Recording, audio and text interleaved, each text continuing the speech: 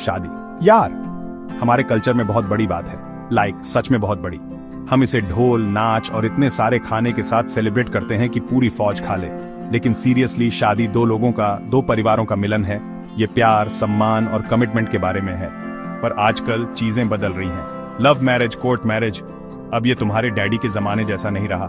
लेकिन इन सब बदलावों के साथ एक सवाल उठता है, क्या शादी अब बस एक कागज का टुकड़ा है? क्या हम भूल गए हैं कि इसका असली मतलब क्या है? ये एक ऐसी चीज है जिसके बारे में हमें सोचना जरूरी है।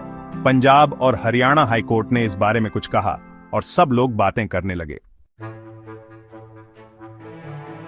तो कोर्ट ने बेसिकली ये कहा कि जो कपल्स भाग के शादी करते हैं वो थोड़ा रिस्की काम कर रहे हैं। खासकर अगर वो जवान हैं, उन्हें खतरा हो सकता है परिवार या समाज से।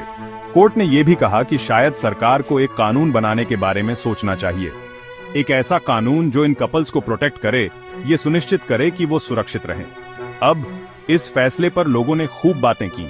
कुछ लोग सहमत हुए, कह रहे थे कि प्रोटेक्शन जरूरी है। दूसरों को लगा कि ये पर्सनल मैटर्स में ज्यादा दखल अंदाजी है। देखो, हमारे शास्त्रों में शादी पवित्र है। बाइबल इसे भगवान द्वारा आशीर्वादित एक पवित्र मिलन के रूप में बताती है। पति और पत्नी एक हो जाना, ये सिर्फ कानून की बात नहीं है, ये कुछ और गहरी बात है। ये एक दूसरे को समझने की बात है, एक दूसरे की केयर करने की बात है। ये अपने पार्टनर की जरूरतों, उनके सपनों के प्रति संवेदनशील होने की बात है। और ये दिल और जान से पूरी तरह से कमिटेड होने की बात है। यही चीज शादी को मजबूत बनाती है यार।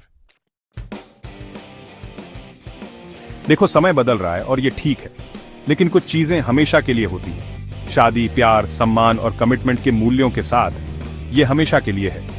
ये एक मजबूत परिवार और एक मजबूत समाज की नींव है। हमें खुद को इसकी याद दिलाने की जरूरत है। हमें अपने बच्चों को कमिटमेंट की वैल्यू सिखाने की जरूरत है, साथ मिलकर मुश्किलों से निपटने की। क्योंकि एक मजबूत शादी सिर्फ कपल को ही फायदा नहीं पहुंचाती, इससे सभी को फायदा होता है। इससे पूरे समाज को फायदा होता है। तो चलो शादी को मजबूत रखें, इसे पवित्र रखें, क्योंकि एक खुशहाल परिवार से ही एक खुशहाल समाज बनता है ना?